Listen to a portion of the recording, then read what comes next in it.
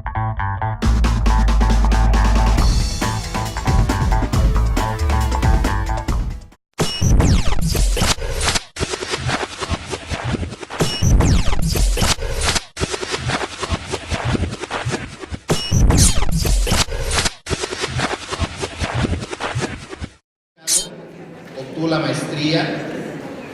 una maestría y el diploma de profundización de estudios y el doctorado en teología sistemática en la Universidad de Ciencias Humanas de Estrasburgo, Francia. Su trayectoria docente lo ha llevado a impartir cursos en instituciones tales como el IFTIM, el Instituto Franciscano de Filosofía y Teología, la Universidad Pontificia de México, entre otros.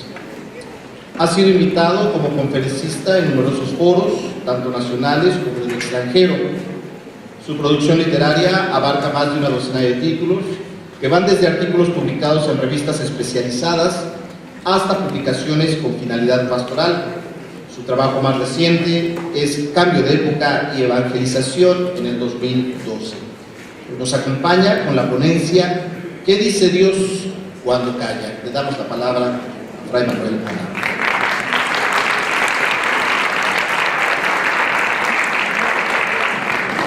Muchas gracias.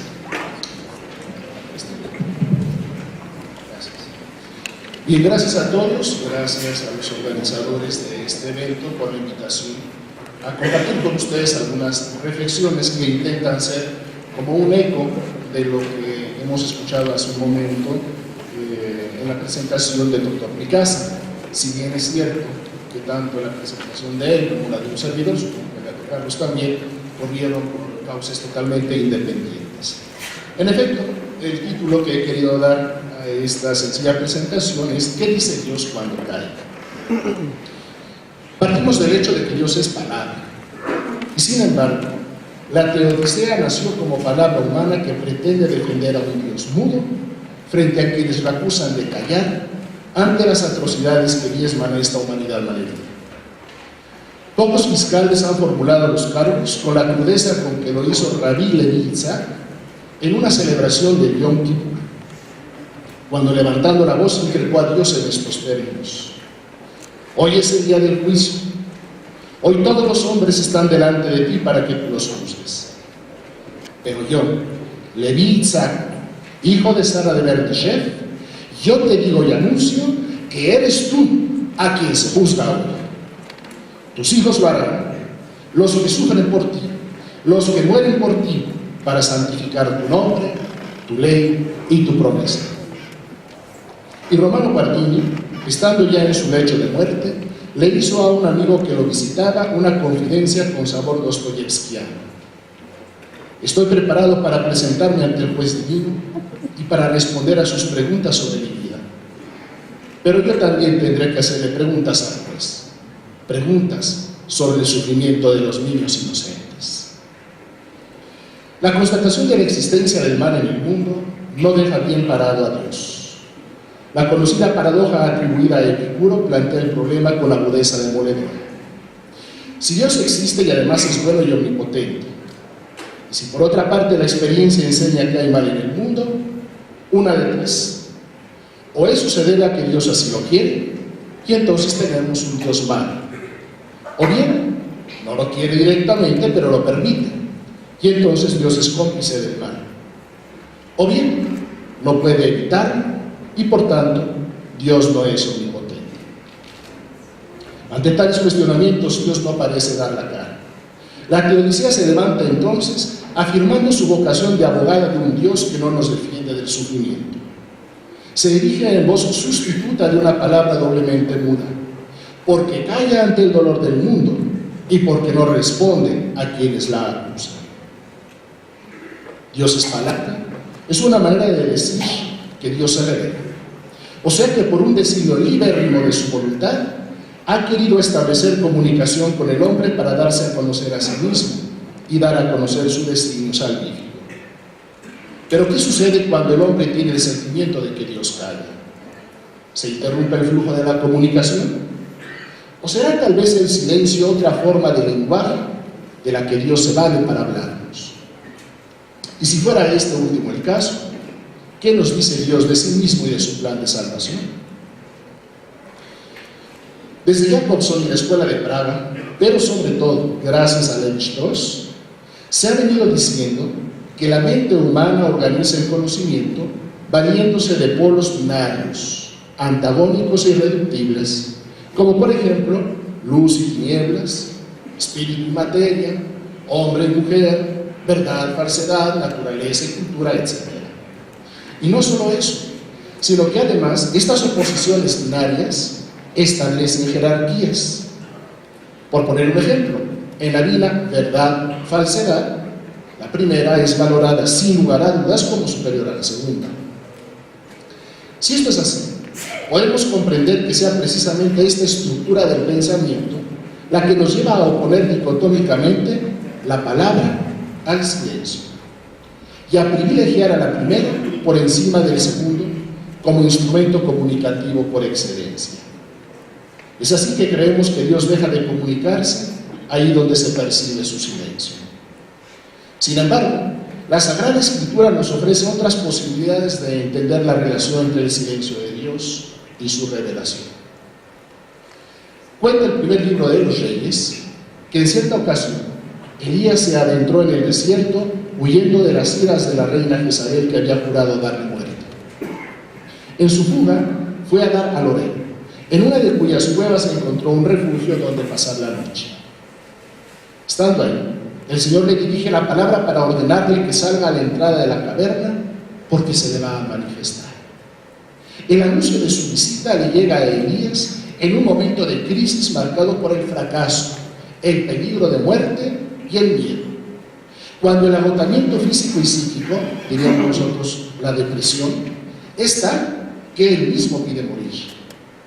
Además, en el desierto, lugar por excelencia de la soledad, del silencio y de la muerte, y por si fuera poco, en la noche, cuando nada se ve. Las circunstancias externas que sirven de marco al episodio se corresponden con la vivencia subjetiva de la crisis del profeta. Pero es justo ahí, en el seno del silencio nocturno del desierto, donde surge la voz del Señor que lo llama a reconocer su presencia. Sal y quédate en pie ante mí en la montaña, porque el Señor va a pasar. Elías obedece. Primero pasa ante un viento fuerte, luego un terremoto y después un fuego devorador. Tres fenómenos tradicionalmente asociados a las teofanías, pero en ninguno de ellos estaba el Señor. Los signos que Elías conocía como reveladores de la divinidad son declarados vagos. Pero acto seguido se afirma la presencia de Yahvé. Nuestras Biblias en castellano suelen decir que esa presencia tuvo lugar en el susurro de una brisa suave. Pero esta traducción no hace plena justicia al sentido primario de la expresión hebrea kol demamá daka, que literalmente significa una voz de silencio sutil. O mejor aún, como traduce André Chouraqui, una voz, un silencio sutil. En la misma montaña donde, según la tradición deuteronomista, el Dios de la palabra habló en otro tiempo a su pueblo de manera fragorosa, ahora se revela a Elías en la ausencia, en la no palabra, en el silencio.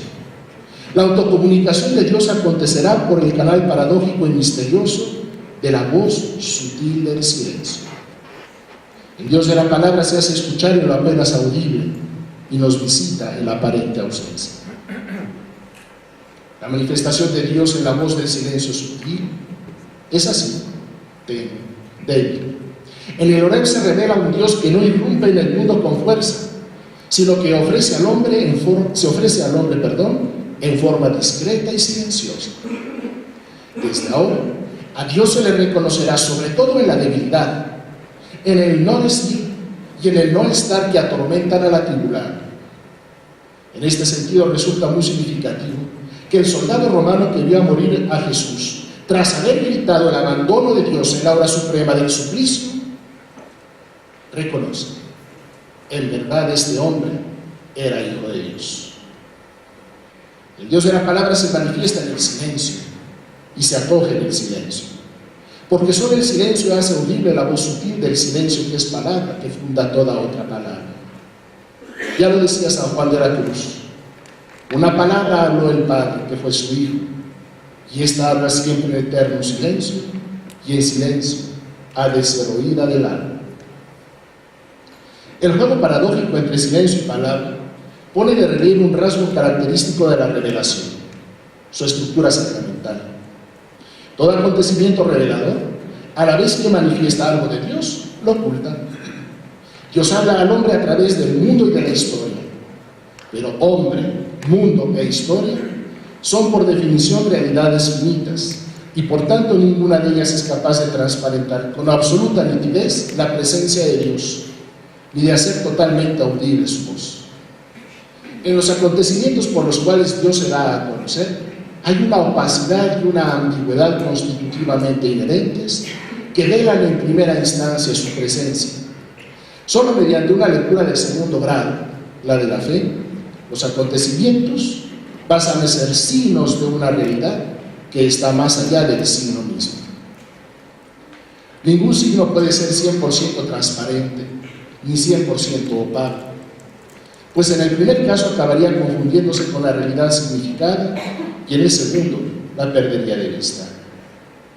El signo necesita situarse en esa franja de penumbra del mostrar y no mostrar, del insinuar más que afirmar apolíticamente. De ahí que así como los signos que revelan a Dios lo ocultan al mismo tiempo, así también aquello que parece velarlo lo manifiesta de alguna manera. En virtud de esta estructura dialéctica, el signo requiere que vaya acompañado de una palabra que lo explique y le dé sentido. La Constitución de Ibérculo lo afirma con toda claridad en el número 2. La revelación tiene lugar por obras y palabras intrínsecamente ligadas entre sí. Dicho de otra manera, los acontecimientos de la historia no entregan su sentido revelador de manera inmediata, sino a través de un trabajo hermenéutico. Como apuntara René Latourelle, la revelación se lleva a cabo por la historia, pero no por la historia sola, sino por la historia interpretada por la palabra.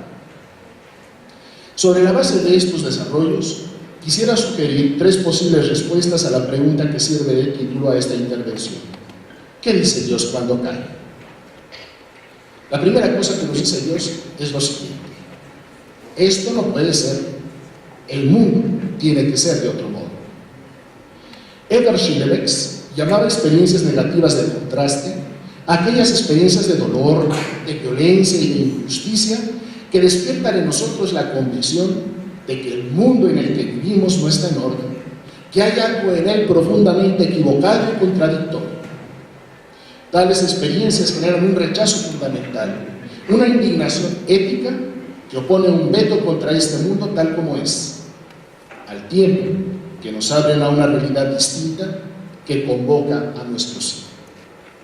Estas experiencias, que son comunes a todos los seres humanos y se sitúan por tanto en un nivel prerreligioso, son elaboradas por el creyente al interior de un marco de sentido religioso, de suerte que lo que en un primer nivel de lectura aparece como un hecho secular, en un segundo nivel es referido a Dios. Y dice Schillebeeckx lo siguiente: Dios no se revela ahí donde no está, esto es, en las historias de sufrimiento y desgracia que desgarran a la humanidad, a menos que se revele como veto o juicio. Dios nos ha dado a saber quién es Él, cómo es Él, dónde se le encuentra y qué proyecto tiene para la humanidad. Es el momento que llamaríamos catafático de la revelación. Pero cuando todo eso es negado por la realidad, entonces la revelación se hace apofática. Dios habla por la vía silenciosa del contraste con respecto a lo que ya nos ha sido dicho. Y su presencia es evocada por la añoranza de lo que debería ser.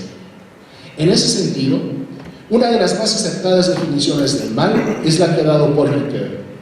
El mal es ante todo lo que no debería ser. El silencio de Dios se dirige entonces en palabra de juicio y veredicto sobre este mundo desgarrado. Esto no puede ser. Y a la vez se hace palabra anamnética de su proyecto de vida plena que avala y fundamenta la lucha de todos aquellos, creyentes o no, que se empeñan en hacer de este mundo un sitio más justo, más verdadero, más humano, donde todos quepamos sin excepción ni distingos. El mundo tiene que ser así.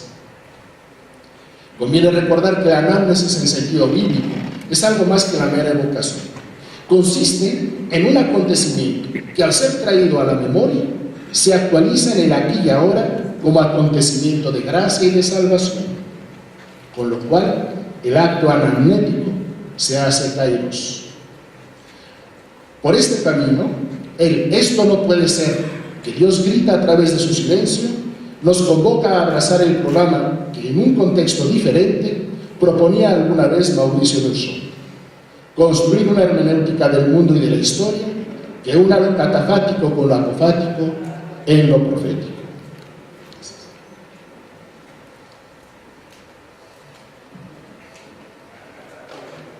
La segunda cosa que nos dice Dios es esta: ese Dios no soy yo.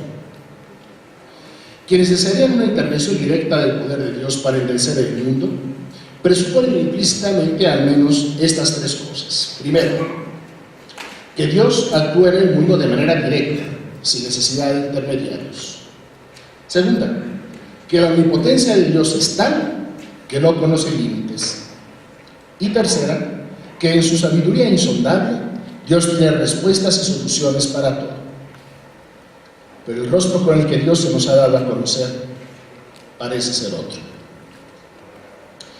En el relato sacerdotal de la creación, es evidente que una vez que Dios creó el mundo, puso en él al ser humano y le confió la misión de hacerse responsable de él. En esta misma línea, la parábola de las monedas sugiere que el reino de Dios no vendrá del exterior como una especie de aerolito que cae en la tierra, ni por arte de magia, sino a través del esfuerzo humano por hacer de este mundo un mundo mejor, desarrollando las potencialidades que ya están íncitas en la realidad. Esto quiere decir que Dios no actúa como si fuera un factor más de este mundo, sino como origen absoluto de la vida y del dinamismo que mueve a las personas a crear las condiciones de posibilidad de una vida abundante y plena. La omnipotencia de Dios no hay que entenderla entonces en sentido intervencionista, externo e inmediato, mas como su poder infinito para crear, recrear, sanar y reconciliar, que se despliega a través de esa causa segunda que es el hombre. De suerte que quienes luchan por la justicia, por la dignidad, por la salud física y espiritual, y por erradicar o al menos mitigar todo género de males, lo hacen movidos por Dios. Él es el motor que les transmite la energía necesaria para que prosigan en su lucha y el fundamento que la sostiene. Para decirlo a la manera de los antiguos escolásticos, Dios es el primer motor de nuestras utopías. Y tanto la revelación como la salvación acontecen por los infinitos recursos de un Dios que es acto puro. En este sentido, hay que entender la frase de Karl Rahner, según la cual Dios obra el mundo, mas no en el mundo. Pero nada de esto resultará comprensible mientras nuestra idea de Dios siga siendo deudora de la ontoteología. De hecho, Paul Ricoeur, a quien yo he citado hace un momento, ha advertido que la teodicea se plantea como problema únicamente en el ámbito de la ontoteología. A este respecto, el diálogo con la posmodernidad puede ayudarnos a purificar nuestra idea de Dios si nos tomamos en serio su kenosis. En otro lugar, he intentado mostrar que este concepto implica la autolimitación de Dios. Él es omnipotente sin lugar a dudas, pero ha decidido restringir su omnipotencia para permitir que el mundo y el hombre sean.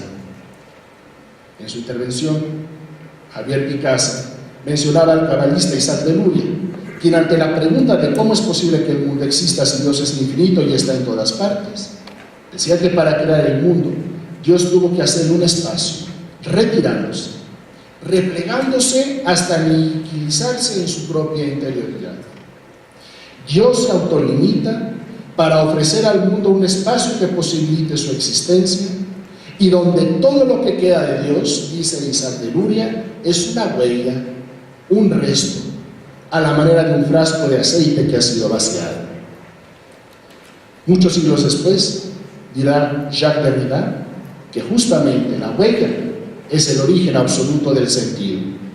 Y según Harold Bloom, la imagen de la ausencia de Dios es una de las mejores jamás encontradas para hablar de su presencia. La mayor manifestación de la omnipotencia de Dios no consiste pues en que Él pueda hacer todo lo que quiera, sino en que ha decidido limitarse a sí mismo para que el hombre sea, y en libertad responsable, decida su destino y el del mundo. A diferencia del Dios del pensamiento fuerte metafísico, el Dios querótico se revela débil, por decirlo posmodernamente.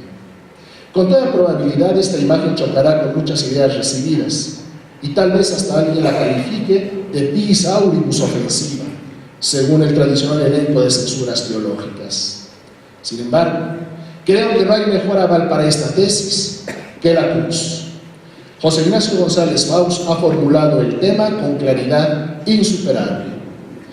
Dios es de tal manera que cuando los hombres le arrebatan aquello que más quiere y es más suyo, no mete las manos para impedir.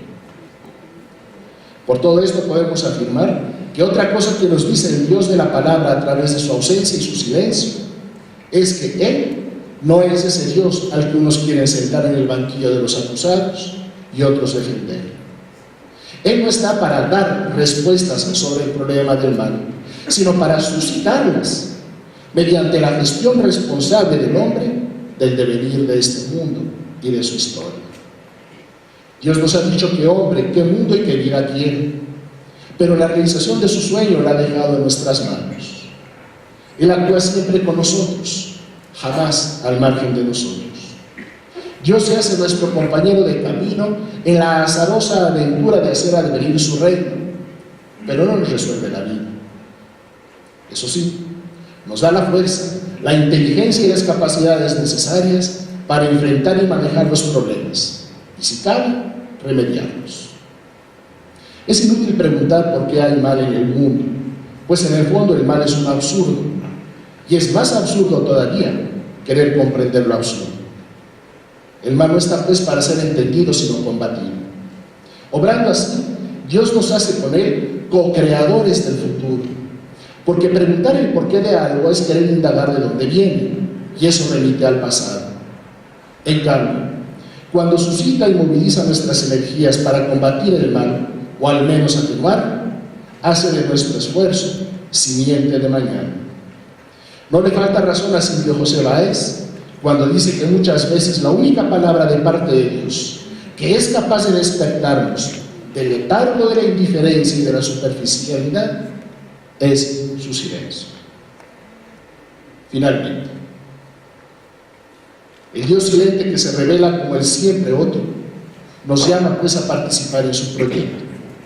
Pero la radical otredad de Dios la descubrimos de manera privilegiada en el hombre sufriente. Todos conocemos el pasaje de Mateo 25, 31 al 46. El Hijo del Hombre llega revestido de poder y majestad a juzgar a la humanidad. Y a la manera del pastor que separa las ovejas de los cabritos, así separa a quienes socorrieron al prójimo sufriente y actuaron en consecuencia, y a quienes no. Y a cada uno le da lo que le corresponde. La razón de ello es que cuanto se hizo o se dejó de hacer en favor de esos pequeños, se hizo o se dejó de hacer en favor del Hijo del Hombre. Con esta declaración, Jesús asesta el golpe definitivo a nuestras imágenes ontológicas de Dios, pues viene a decirnos que lejos de eliminar por un acto de poder el sufrimiento de la historia, Dios mismo lo sufre. En el Dios crucificado, Jürgen Moltmann reproduce un testimonio perturbador de Elie Wiesel. En un campo de concentración, los nazis colgaron a 2 hombres y a un joven. Los primeros murieron rápidamente. El joven, en cambio, duró mucho tiempo debatiéndose entre los estertores de la agonía. Entonces uno de los presos que atestiguaba el suplicio se preguntó: ¿y Dios? ¿Dónde está ahora Dios? Y de pronto escuchó en sí mismo esta respuesta: ¿dónde está Dios? Ahí, colgado de la soga. Dios es tan Dios que en lugar de ahorrarnos el dolor, lo padece con nosotros.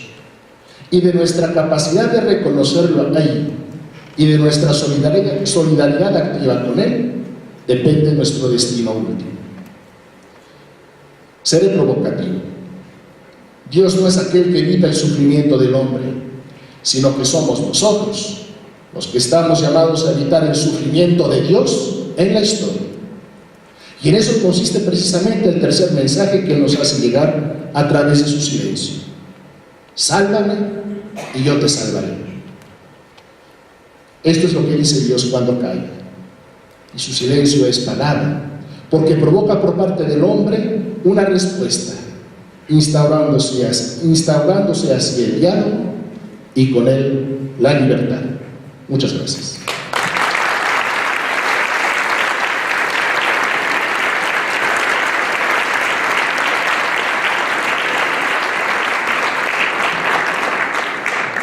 Agradecemos a Manuel por tan bella ponencia profunda, reflexiva en torno a esta realidad del mal y de la paradoja del silencio y la palabra de Dios. Vamos a presentar al doctor Carlos Mendoza Álvarez, fraile dominico, doctor en teología por la Facultad de Friburgo, Suiza, y Privatdochet de la Facultad de Teología de la misma universidad, luego de haber obtenido la habilitación en el 2009. Es miembro del Sistema Nacional de Investigadores, donde participa en el proyecto Teoría Mimética y Construcción Social de la Dirección de Investigación de la Universidad Iberoamericana de la Ciudad de México.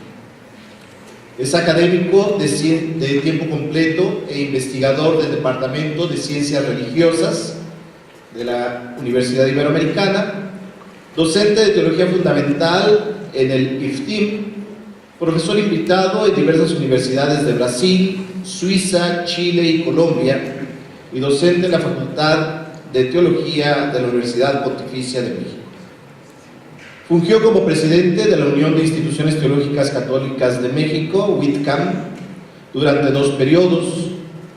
Fue coordinador del campo estratégico de acción, fe y cultura del sistema universitario jesuita y coordinador de la maestría Teología y Mundo Contemporáneo del Departamento de Ciencias Religiosas de la misma universidad. Es autor y coordinador de más de 16 libros, entre los que destacan La revelación cristiana en diálogo con la modernidad, El Dios otro, un acercamiento a lo sagrado en el mundo posmoderno, obra que fue traducida al español y portugués brasileño, y actualmente está trabajando en un tercer texto, una teología de la revelación del fin de los tiempos. Hoy nos presenta la ponencia El tiempo mesiánico, una idea paulina para comprender la experiencia humana abierta al paso de Dios. Recibimos y le damos la palabra al padre Carlos.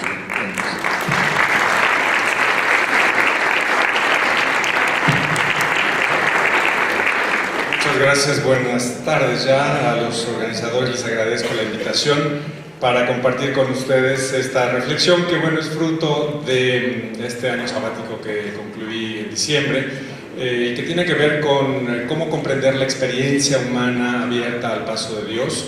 Y por eso esta idea que comparto con el IFTIM como primicias, porque bueno, pues soy miembro del claustro de profesores del querido IFTIM, y me da gusto compartir con eso esto que tiene que ver con la cuestión de la revelación, el silencio y la palabra. Le agradezco mucho a Manuel Anaut que nos haya hecho esta magnífica ponencia sobre el asunto de una hermenéutica deconstruida, diría yo, de la idea de la palabra y la revelación. En fin, el tema entonces es un tema que tiene que ver con una idea paulina que me parece importante para poder comprender la experiencia humana en una palabra que podríamos decir es una palabra insuficiente, una palabra que necesita el silencio, una palabra criticada por los poderosos y una palabra encarnada en una historia rota, que es la historia de la humanidad. Entonces, por eso, las imágenes que acompañarán esta presentación son de un buen amigo pintor, un sacerdote diocesano de Chihuahua, el padre Paulo Medina. Lo que quiero plantear entonces es funciona la tecnología, ¿verdad? No sé, tenemos aquí un problema. ¿Listo? Una idea paulina para comprender la idea del fin del tiempo. Lo primero es el contexto postmoderno para hablar de la experiencia de la revelación. Cito a Schillebeeckx, como ya fue citado por el ponente anterior, en esta cuestión de una teología de la revelación a partir de la experiencia como lugar teológico primordial, recurriendo en primer momento a las experiencias límite de contraste, experiencias negativas muchas de ellas, como el sufrimiento y el dolor, pero también experiencias límite como el conocimiento y el amor, donde aparece el sentido salvífico de la existencia humana como un horizonte de vida y como praxis de seguimiento de Cristo. Esta teología moderna, típicamente postconciliar, nos ayudó a entender en América Latina la importancia de recuperar la experiencia de los pueblos latinoamericanos con una historia particular de sufrimiento, injusticia y explotación. Pero el tiempo ha pasado y con las décadas también otros autores han planteado, como René Girard, por ejemplo, la cuestión de cómo pensar la revelación en el contexto del final de los tiempos, en medio de la crisis de la espiral violenta, apocalíptica que vivimos en la aldea global. En su último libro, Acabar con o rematar Clausewitz, así se llamó en español, Girard propone recuperar la escatología paulina del final de los tiempos y en particular indagar con mayor precisión el sentido del término catejón o el que retiene o lo que retiene del que habla la segunda carta a los tesalonicenses. Este misterioso personaje es clave para entender hoy la espiral de violencia y lo ha sido en otras épocas del mundo moderno. Ya los teólogos y teóricos de la política, del Estado moderno, hablaron del catejón como el Estado moderno el que intenta detener la espiral de la violencia, pero vamos a verlo más adelante. Lo que aquí planteo es la necesidad, junto con Girard, de repensar entonces la experiencia humana en esta conflictividad propia de la historia. Y por eso, pues, la idea de primero recuperar un poco qué dijo la exégesis preconciliar sobre este personaje misterioso que no es el anticristo, que prepara o antecede la llegada del anticristo, pero que anuncia el fin de la historia. Y estaría asociado en esta exégesis preconciliar al poder político, a semejanza del libro de Daniel, del que se inspiraba el autor de 2 Tesalonicenses, donde el poder Seleucida de Antíoco Epífanes había sido evocado por el profeta como el rival del Mesías por venir. El catejón en esta línea sería un símbolo del poder imperial de Cayo Calígula, quien en el año 40 de la era común pretendió colocar su propia estatua, lo hizo según muchos, en el templo de Jerusalén para ratificar así su divinidad, según el testimonio de Flavio Josefo, provocando aquel escándalo que Israel conoce como la abominación de la desolación. En este sentido, tendríamos que pensar nosotros hoy, no solo con la herramienta de la exégesis preconciliar, sino con la exégesis contemporánea, postconciliar y con la ayuda de las ciencias sociales en un modelo de razón postsecular, como por ejemplo Girard lo representa, John Milbank también. ¿Cómo pensar este mysterium iniquitatis, del que ya se habló en la ponencia anterior? Porque es ahí donde la experiencia humana queda en entredicho en su posibilidad de apertura o no al paso de Dios y por tanto a la llegada de la salvación. Para Girard, este pensador de Aviñón, el catejón entonces no es en última instancia un poder político específico, sino lo que él llama el mismo deseo mimético del ser humano, varón, mujer o quimera, da lo mismo, pero todos violentos tarde o temprano, que nos reproducimos en un orden de rivalidad, de admiración y sacrificio, y que traducimos nosotros aquí con esta expresión de Girard, montée aux extrêmes, como la espiral del odio, la escalada de la violencia. Es Satán enloquecido por la verdad de Cristo, lo que de algún modo constatamos en la historia violenta en la hora presente de la aldea global. Y seguimos con el retroceso. ¿Qué pasa? A ver si me ayudas, por favor, que estás ahí. Entonces, si tú me ayudas mejor haciendo el cambio, te lo agradeceré. Para Girard, entonces, la cruz es interpretada como el desenmascaramiento de Satán en cuanto acusador de la humanidad. Y el triunfo de la cruz de algún modo acelera de manera paradójica la violencia. Para Girard, entonces, se trata de la experiencia humana marcada por esta contradicción constitutiva que estaría, por un lado, entre la espiral de la violencia y, por otro lado, la presencia silenciosa pero eficaz del triunfo de la cruz, que es lo que creo es la pista fundamental para entender mejor nuestra búsqueda sobre el paso de Dios en la experiencia humana. En la teología fundamental que queremos realizar muchos de los autores, entre ellos aquí el colega Manuel Araut, en tiempos modernos tardíos, yo propongo comprender la experiencia humana abierta a la trascendencia como temporalidad mesiánica. ¿Esto qué significa? Abierta al fin de los tiempos, en lo que podríamos llamar la fisura de la historia, que es el sufrimiento de los inocentes, y que, por ejemplo, la Escuela de Frankfurt ya dijo y señaló de manera contundente. La ley de la historia parece ser una, los verdugos triunfan y los justos son aniquilados. ¿Cómo salimos de esa aporía de la historia? Pues bien, la idea de tiempo mesiánico es una posibilidad de resolución de esta aporía. Y el tiempo mesiánico entonces se construiría, siguiendo a San Pablo, como lo veremos ahora, por esta dialéctica entre kairos, presencia salvífica, actuante de Dios en medio de la historia, pero como contracción del tiempo. El tiempo se ha detenido, el tiempo se ha contraído, dice San Pablo, lo veremos ahora, y es por ahí que pasa la salvación. Pero esa contracción del tiempo requiere de la mediación humana, en particular de los justos de la historia. Entonces, a través de estas dos herramientas, lo que propongo es plantear una interpretación de la experiencia humana abierta a la trascendencia.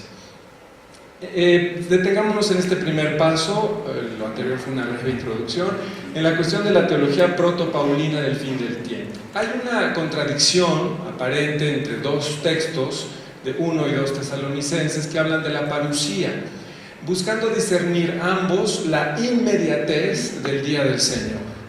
Y en estos dos textos hay una estructura común que podemos, esa estructura retórica, resumir en el motivo, que es la inquietud por la llegada del día del Señor.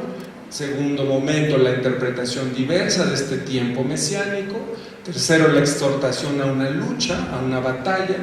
Cuarto, la conciencia de esta vida teologal ya presente desde ahora, la salvación ya actuando en medio de esa contradicción, y una doxología conclusiva. Esto obviamente es posible leerlo. Son los dos textos, 1 Tesalonicenses capítulo 5, versos 1 al 11, y 2 Tesalonicenses 2, 1, 17. Dos textos que varían, según los especialistas, incluso casi 40 años en su redacción. El primero más de la pluma de Pablo, el segundo de algún discípulo suyo, probablemente Timoteo, que es donde aparece el personaje que difiere la llegada del Mesías y del primero del Anticristo, que es el famoso catejón, que es donde están los versos 6 y 7 señalados en rojo. Ustedes saben que lo que ahora le retiene para que se manifieste en su momento oportuno, porque el misterio de la impiedad ya está actuando, y tan solo con que sea quitado de en medio el que ahora le retiene. Y entonces será la manifestación del Anticristo con la batalla escatológica y la llegada del Mesías. Solo es una evocación de las citas y de sus años de probable redacción, año 53 de la era común, y algunos dicen 2 Tesalonicenses, año hasta 90. Seguimos. Lo que me importa aquí señalar es la cuestión de la postergación de la parusía que aparece en 2 Tesalonicenses, ya para una segunda generación de cristianos que ven que la plenitud de la historia no llega, que el retorno del Mesías ha quedado diferido. ¿Cómo resolver este enigma? Hay dos tipos de discurso mesiánico, estoy señalando lo que está en naranja, uno que podríamos llamar de inmediatez inmediata y otro de inmediatez diferida, que es lo que al parecer nos está dando pista el texto de 2 Tesalonicenses. El contexto hebreo de Pablo en la primera carta a los tesalonicenses es importante para ayudarnos a entender el tono apocalíptico judío cercano a algunos textos de Qumran, por los que el mismo apóstol habla de esta llegada inminente del día del Señor, y que tiene que ver con también la crítica al poder civil propio del Imperio Romano, que hablaba del triunfo final evocando la llegada del César con su Pax Romana. Pero también es importante, como señaló Koster, que en el anuncio de Pablo hay una dimensión existencial sobre la llegada del día del Señor. La vida de la comunidad queda transformada por la esperanza en una acción inminente de Dios. Y por tanto, la llegada del día del Señor pues conlleva dos elementos: la inminencia de su llegada para quienes viven ya desde ahora como hijos de la luz, y su retraso para quienes viven aún atrapados en las obras de la oscuridad. Es una lectura que me parece pertinente porque no va más allá del problema cronológico del final de los tiempos y trata de entender desde una dimensión existencial la cuestión del fin de la historia. Avanzamos. En esta perspectiva hay que leer la existencia humana abierta al paso de Dios como un horizonte de temporalidad distinta de Cronos, que el apóstol llamará Kairos. Y en 1 Corintios 7, 29-31, Pablo es donde utiliza esta expresión del tiempo. La Biblia de Jerusalén traduce es corto, otros traducen como Giorgio Agamben, se ha contraído. Lo siguiente: les digo, hermanos, el tiempo se ha contraído, es corto.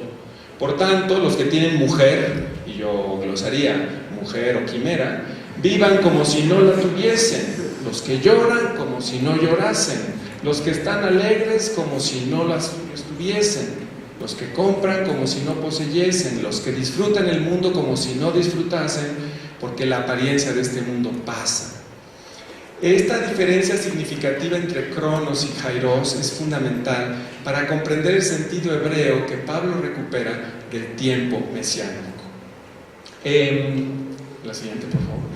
Se trata entonces de una intensificación del tiempo y del señorío de Dios que tiene algo que ver con Isaías, el profeta, cuando se trata de cómo el Mesías vencerá en una batalla final.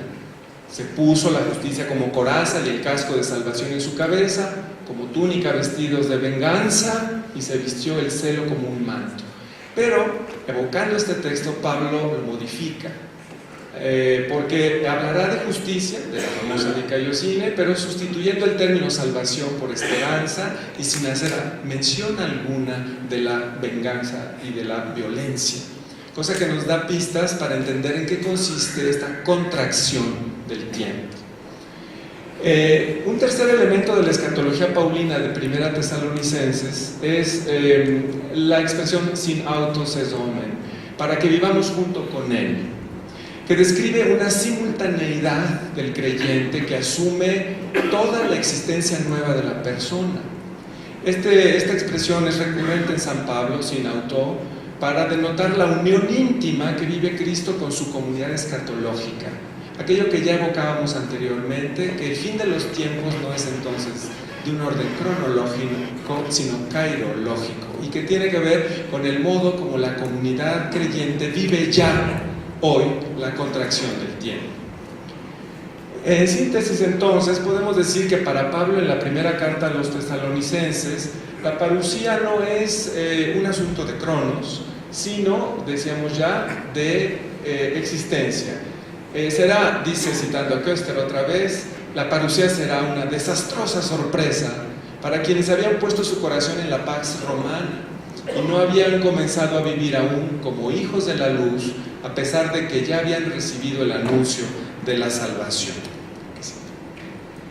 demos un siguiente paso, que sería el de la apocalíptica de 2 Tesalonicenses, que podemos ya evocar que es de Timoteo, algunos dicen de otro discípulo, Silas o algún otro, pero al fin y al cabo un discípulo de Pablo. En 2 Tesalonicenses hay una distancia que separa la vida presente de la comunidad de la parusía. Y hay 2 etapas previas a la llegada del Mesías, lo que llamamos y recordamos al principio como el tiempo del catejón y la llegada del anticristo. Y aquí se habla de la gran tribulación, muy en cercanía con este tema de la apocalíptica judía, como una reflexión además propia del segundo templo y su crisis. Y en este sentido, 2 Tesalonicenses, bueno, por eso muchos dicen que fue escrita después de la destrucción del segundo templo, en el año 70, pero nos da otro tono y nuevos elementos para entender el tiempo mesiánico. El elemento innovador de Pablo y de Timoteo probablemente es que une a ese tiempo final los sufrimientos mismos del apóstol, Fatémata. Y de este modo entonces el sufrimiento de Pablo como apóstol o de los inocentes, podríamos decir hoy, está íntimamente asociado a la contracción del tiempo. En la teología paulina tardía, pues, lo que urge el autor de 2 Tesalonicenses es a vivir con una fortaleza inusitada en el presente, en esta historia rota, la espera de una llegada del día del Señor que está diferida en la historia, pero que viven ya los justos. Y hacia allá vamos encontrando pues una pista para entender hoy la presencia de Dios en la experiencia humana. Y por eso el tercer elemento, el tiempo contraído. ¿Y cómo hacer una recepción contextual de esta idea paulina en tiempos posmodernos, de razón postsecular o como quieran ustedes llamarle, de modernidad tardía? ¿Cómo entender la aparición en medio de esta crisis sistémica que vivimos en el mundo globalizado, con espiral de destrucción, odio y violencia? La posibilidad de anunciar salvación, en primer lugar, a las víctimas sistémicas de esta violencia globalizada, pero también anunciar conversión, denunciando la injusticia, a los verdugos. Y se trata entonces de encontrar claves de interpretación del tiempo final y por tanto de la experiencia humana abierta al paso de Dios. Por eso lo que aquí proponemos es, siguiendo a Giorgio Agamben, recuperar al mesianismo escatológico hebreo como una fuente junto con la teología de Pablo acerca del catejón para entender el paso de Dios en medio de esta historia violenta. Giorgio Agamben dice que la frase crucial para entender la escatología paulina está en lo que ya citamos, 1 Corintios 7:29, hoc kairos synestalmenos esti, el tiempo que se contrae y comienza a terminar. Hay esta larga cita que pongo aquí de Agamben, este gran filósofo y filólogo italiano, muy cercano a debates teológicos actuales. Es interesante porque sobre todo la parte final, lo que le interesa al apóstol no es el último día cronológico, el instante en que en el tiempo se acaba, sino el tiempo que se contrae y comienza a terminar, o si ustedes así lo prefieren, dice Agamben, el tiempo que queda entre el tiempo y su fin. Y está la cita de un pequeño libro, El tiempo que queda, un comentario a la carta a los romanos. ¿Por qué insistir en esta contracción del tiempo? Porque es ahí donde el Mesías Jesús le da plenitud a la historia, pero una plenitud que es del orden escatológico, por tanto que no resuelve las paradojas de la historia, sino que nos ubica de un modo distinto en medio y en el corazón de esa historia de violencia. Se trata de una temporalidad mesiánica que, por ejemplo, en tiempos modernos Walter Benjamin ya pensó como el límite de la comprensión de la historia y que él llamó las astillas del tiempo mesiánico, esas astillas que duelen cuando muere un inocente, que duelen precisamente a la memoria histórica que hacemos los sobrevivientes de cualquier tipo de masacre. Heidegger, por su parte, en el pensamiento filosófico moderno, habló del tiempo kairológico comentando algunos pasajes de Pablo de Tarso y también otros del Nuevo Testamento. Y la Escuela de Frankfurt, ya citada, hizo cuestión crucial de la razón anamnética para pensar el futuro. No podemos pensar el futuro sin pensar en las víctimas. Y desde estas heridas de la historia, repensar su cumplimiento como salvación, cosa que es la pretensión de validez universal del cristianismo, diría Helmut Beukert, pero que es el problema más crudo para poder vivir como ortopraxis en la historia globalizada, como lo señaló Enrique Dussel. Se trata entonces, aquí solo hago una alusión al contexto académico norteamericano, donde también se insiste mucho en volver a las raíces escatológicas de la teología política de Pablo de Tarso para entender el conflicto de la aldea global, donde hay una escalada de violencia global.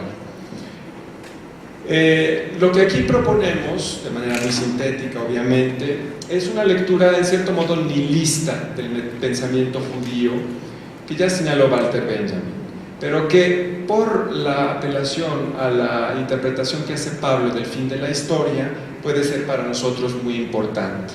El tiempo mesiánico en Pablo, en 1 y 2 Tesalonicenses, se puede describir como una vivencia teologal, que es posible para Pablo solo a la luz de la fe en la resurrección, como ese acontecimiento escatológico frontal que es posible vivenciar al creyente de cualquier época y lugar.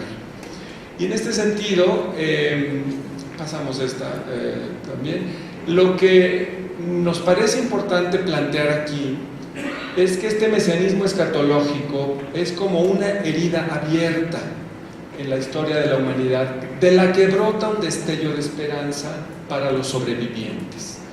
Dicho de otro modo, es solo gracias, a pesar de que los verdugos siguen triunfando y que los justos siguen siendo aniquilados, comenta Beukert, sigue habiendo hombres y mujeres que dan su vida por los demás, y son ellas y ellos quienes nos salvan.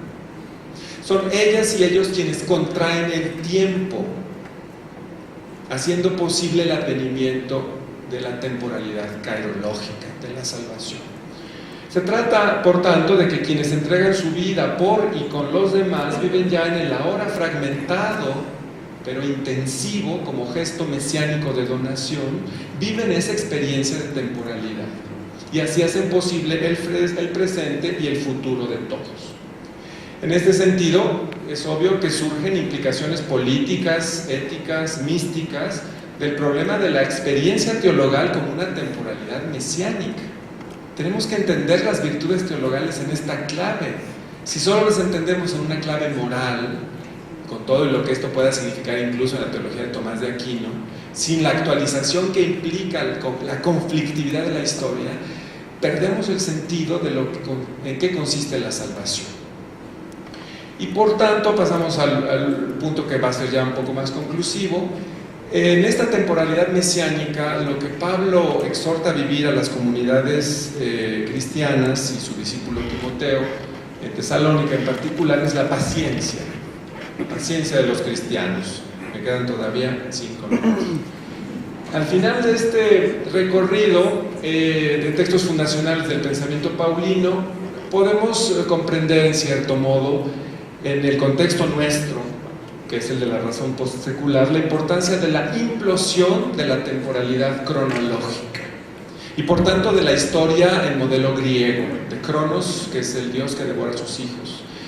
De esta manera podemos avisorar una nueva temporalidad en la historia como revelación del tiempo escatológico en el seno de las experiencias negativas de contraste, por ejemplo, pero también de las experiencias fugaces pero reales de plenitud que vivimos los humanos. Y por eso es importante darle un lugar a una esperanza sin triunfalismos y a recuperar una verdad antropológica desde este triunfo de la cruz, pero en clave mimética girardiana. Sería no un triunfalismo del vencedor, sino de lo que James Allison llama la víctima perdonadora. Es solo desde los inocentes victimados de quienes hagamos memoria, los sobrevivientes, haciendo un proceso de rememoración, de solidaridad anamnética, de esos hombres y mujeres que han dado su vida por los demás. Y el prototipo de este gesto mesiánico es Jesús de Nazaret. Solo así podremos dar paso a una esperanza sustentable en medio de la aldea global marcada por la espiral de violencia. Entonces podemos hablar de fin de los tiempos como un ahora, como un presente activo y eficaz gracias a los justos de la historia. Los 36 justos que dice, por ejemplo, el Talmud, ¿no? que son los pilares de la tierra. De modo que, vamos concluyendo, el tiempo mesiánico significa un modo de experiencia humana abierta a la revelación, y que eso quiere decir que en el seno de la correlación escatológica que se establece entre justicia por un lado y donación, acontece la experiencia de revelación del Dios inefable y su misterio como una aparición fugaz, fragmentada del sentido en medio del sinsentido.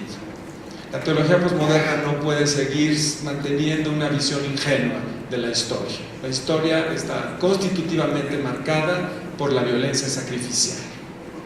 Y es ahí donde el testimonio de los justos, los hombres y mujeres que viven estos actos de gratuidad y de donación, unidos desde la fe y la lectura que hacemos los cristianos a la cruz de Jesús y a su resurrección, podemos entender entonces que la historia violenta, esta aporía, puede tener una solución. Esta correlación escatológica abre un campo semántico inusitado en este gesto de donación extrema en el que se contrae el tiempo. Allí se da el juicio de este mundo corrupto y se da el anuncio de la manifestación de lo divino como un destello fugaz, no definitivo, siempre en claroscuro, un destello de redención que brota de las heridas de los justos de la historia. Y por eso, en conclusión, el tiempo mesiánico significa pues que en el seno de la correlación, eso ya lo vimos, se establece entre justicia y donación, acontece la revelación. Es en el corazón pues de la historia violenta, gracias a la sobreabundancia del ser humano divino que se experimenta en los justos de la historia, que podemos comprender algo de la manifestación de ese Dios que es palabra en medio del silencio de la muerte del inocente. Y con eso terminamos. Muchas gracias.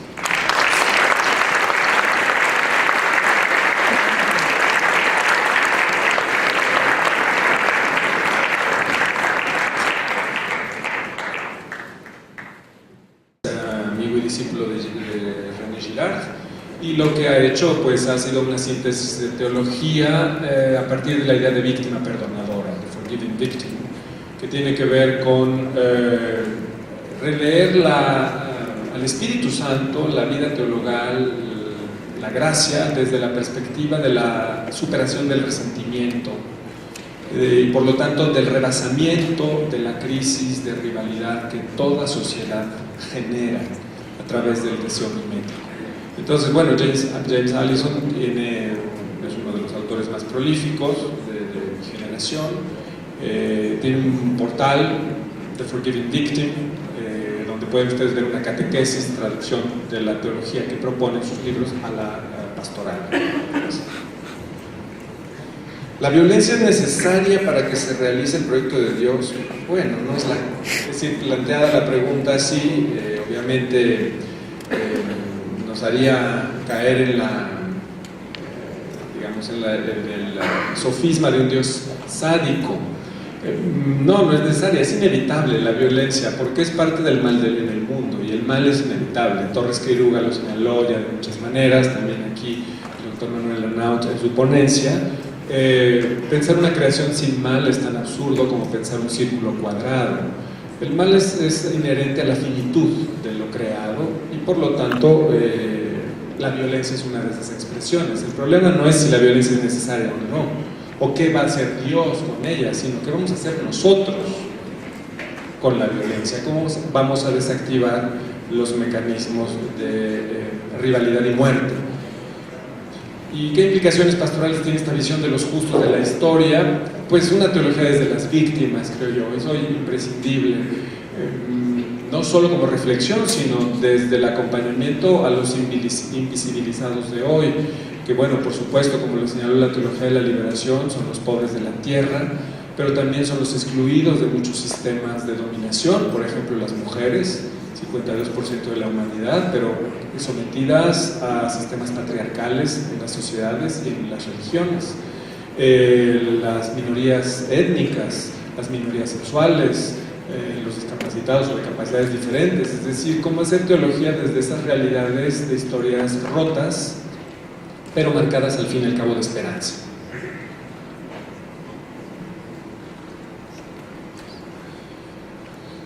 Y en primer lugar tengo aquí más que una pregunta, un comentario. Considero que en estos tiempos Dios nos grita, clama, urge a que los cristianos dejemos nuestra zona de confort y nos pongamos a trabajar para colaborar en su divino plan. Sí, efectivamente, pero no nada más en estos tiempos. En todos los tiempos Dios está gritando, Dios está clamando, con este clamor silencioso, decíamos hace un momento, y yo creo que tendríamos nosotros que pedirle al Señor, como decía San Agustín en sus confesiones, ¿verdad? Tú gritaste, clamaste y rompiste mi sordera. Pedirle al Señor de Dios que rompa nuestras sorderas y que efectivamente nos urge a que los cristianos dejemos nuestra zona de confort y nos pongamos a trabajar. Yo creo que una de las cosas más valiosas que encontramos en la exhortación apostólica Evangelii Gaudium de Papa Francisco es justamente este llamado a dejar nuestra zona de confort. Él insiste mucho en una iglesia que sale de sí misma, en una iglesia que entiende que ella no es fin en sí misma, sino que es un fin en función de otros. Una iglesia entonces que está en continuo éxodo de sí misma. Así que efectivamente yo creo que estos tiempos nos invitan a implorar al Señor que rompa nuestras sorderas para salir de nuestra zona de confort de nosotros mismos. Después tenemos una pregunta. Dice, su provocación que nos dirigía es evitar el sufrimiento de Dios en la historia. Pero ¿qué hacer con los eventos provocadores de dolor que con mucho nos sobrepasan? Bueno, yo creo que lo primero que tenemos que hacer es no pretender jugar al Mesías, ¿verdad? Yo voy a resolver todo. ¡Qué barbaridad! Nada más toda la talacha que tengo enfrente, dolores aquí, injusticias por allá, y los asesinatos y la corrupción. ¿Qué voy a hacer para resolver todo esto? Yo creo que el mundo cambiaría si cada quien se esforzara por cambiar su mundo, la parcela del mundo en la que le ha tocado estar. Quiero remitirme aquí a una frase muy conocida de Ortega y Gasset. Él decía, yo soy yo y mis circunstancias, y si no salvo mis circunstancias, no me salvo yo. Entonces yo creo que la tarea que nos compete aquí es no pretender con desmesura cambiar el mundo, sino cambiar mis circunstancias, mi mundo, la parcela del mundo en la que yo soy. Una vez saliendo del metro me encontré un señor que estaba vendiendo ahí unos pósters, ¿verdad?, de manera informal, y me llamó la atención uno. Se veía una flor muy bella, como este arreglo floral que tenemos enfrente, y abajo decía, Dios, hay que saber florecer donde Dios nos ha plantado. Yo creo que eso es la tarea. Dos preguntas. ¿Los justos que contraen el tiempo son las víctimas no resentidas? ¿Son los cristianos o quiénes son? Bueno, por ejemplo, para volver a Pablo, en una frase maestra, realmente es una clave hermenéutica, llega a decir que Cristo derribó en su propia carne el muro del odio. La enemistad, traducen algunos. Pero es eso lo que hacen los justos, aquellos que tienen en su propia carne, en su propio cuerpo, la espiral del resentimiento y por lo tanto la lógica sacrificial. No se trata de otros sacrificios, sino de precisamente el cambio cualitativo del tiempo. Y en este sentido, sí, es una posibilidad las víctimas no resentidas, pero son las personas que viven el gesto mesiánico, que ya el pensamiento hebreo ha desarrollado a lo largo de milenios, y bueno, la filosofía moderna también, El gesto mesiánico que consiste en la presencia salvífica del Mesías cuando, como dice el Talmud, me quito el pan de la boca y se lo doy a quien tiene hambre. Este gesto de donación extrema, a costa de mi propia sobrevivencia, es paso del Mesías. Y en este sentido, yo creo que esa contracción del tiempo tiene que ver con el paso de la lógica sacrificial a lo que podemos llamar la lógica de la donación. Por cierto, un tema hoy muy estudiado en la fenomenología de muchos autores, tanto en Europa como en América Latina. Y por último, ¿el mal es una imperfección de la creación de Dios? Bueno, es parte de lo finito. Y en ese sentido, no es tanto que sea... porque estas preguntas que van en la línea de la causalidad, ¿verdad? Causa-efecto, pues son como trampas. En realidad, aquí lo que yo creo que valdría la pena decir es que la imperfección que implica el mal es más bien la ausencia del bien, es el sufrimiento del inocente, y esos son los dramas históricos desde los que tenemos que pensar la posibilidad de la salvación. No tanto como una idea abstracta, sino como una pregunta histórica, con consecuencias ético-políticas y místicas, que tiene que ver con dónde nos ubicamos nosotros para vivir la donación que Dios es en su ser profundo, amor sin medida ni condición, y desde ahí poder transfigurar la creación con nuestra propia praxis. En ese sentido, yo cambiaría el planteamiento de la pregunta. No me parece que sea correcto plantearlo en términos de perfección o imperfección ontológica, sino más bien de procesos históricos de los que nosotros somos también responsables. Gracias. Bueno, en esta célula pusieron dos preguntas, una va dirigida a un servidor y la otra a Carlos Mendoza, entonces voy a leer la que me corresponde y luego te la paso. Dice, ¿cómo podríamos entender a partir del existencialismo de Ricoeur este sinsentido de la vida? La nada, ¿a qué se debe? Bueno, para empezar, yo no sé si en el caso de que Ricoeur resucitara, él estaría de acuerdo en que lo clasificaran entre los existencialistas. Pero para empezar, yo tengo entendido que él está en otra onda, ¿no? Es más de tipo hermenéutico, no es existencialista. Y luego la referencia que era nada me suena más un poquito como a Sartre, ¿verdad? Pero no sé si era esa la intención del interlocutor. Bueno, en todo caso, lo que yo quisiera decir es lo siguiente. ¿Cómo podríamos entender el sinsentido de la vida? A mí me gustaría reformular la pregunta de otra manera. ¿Cómo podríamos entender el sentido de la vida cuando hay circunstancias que parecen sugerir un sinsentido? Yo reformularía de esta manera la cuestión. La nada, no, yo no creo que la nada sea el destino último de la humanidad, y justamente esto lo puedo decir basado en la resurrección. La resurrección de Jesús nos muestra justamente que la nada, el absurdo, el sinsentido, no es la palabra definitiva que tiene la historia sobre el destino humano. Entonces, yo, más que remitirme a una corriente filosófica, yo prefería hacerlo desde la teología de la resurrección concreta. ¿Cómo comprender la historia de la salvación desde la dialéctica verdugo-víctima? ¿No será que en el fondo todos somos víctimas y victimarios? El problema es, bueno, Hegel, por ejemplo, lo señaló, cómo construir sociedades de mutuo reconocimiento y cómo superar la dialéctica entre amo y esclavo. El Aufhebung famoso, la superación de esta dialéctica.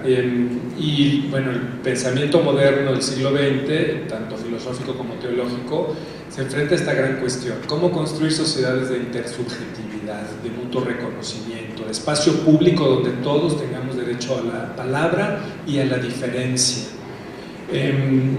Y yo creo que la clave está en que entendamos por dialéctica. Si esta consiste en la aniquilación del otro, pues entramos en la espiral inacabable, interminable de la violencia. Pero si es la superación de esa rivalidad por medio del perdón, por ejemplo, que ofrece la víctima no resentida, entonces entramos en un nuevo orden de relación con los otros, con el mundo y también donde percibimos también la presencia de lo divino.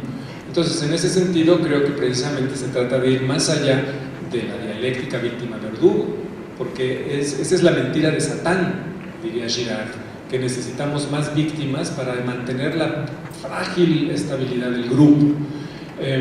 Y claro que todos somos víctimas y victimarios, porque estamos tarde o temprano implicados en procesos de vivir acusando a alguien para sentirme yo inocente.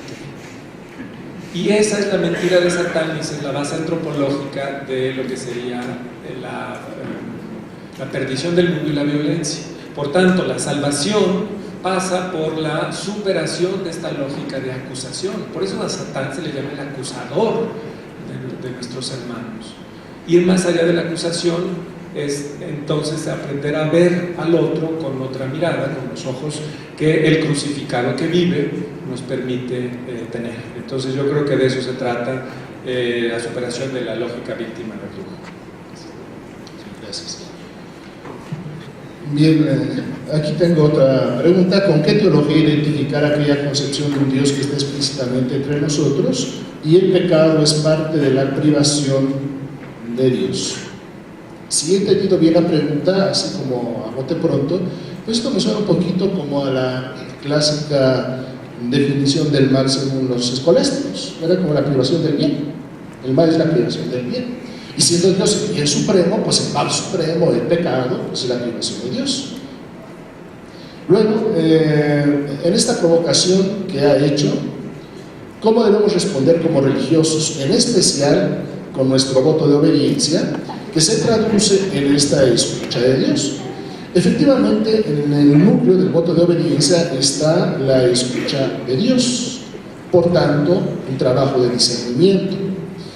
Lo que es importante señalar aquí es que para nosotros los religiosos, el discernimiento, la escucha de la voz de Dios, siempre será en fraternidad, en comunidad. No es un asunto privado. Yo me encierro en mi cuarto y a ver, Señor, ¿qué es lo que me quieres decir? Entonces se me aparece el divino rostro del cuerpo entero que me dice, tienes que hacer esto, tienes que hacer esto. No es un asunto privado, ¿verdad? La obediencia no se privatiza, la obediencia es un asunto comunitario. Entonces yo tengo que preguntarme en el seno de la comunidad, que además tiene que ser una comunidad de fe, porque sin fe no podemos hacer discernimiento. Entonces, en el seno de esta comunidad de fe, que es mi comunidad religiosa, ¿verdad? ¿Qué resonancias, qué ecos captamos y que me retroalimentan en mi discernimiento?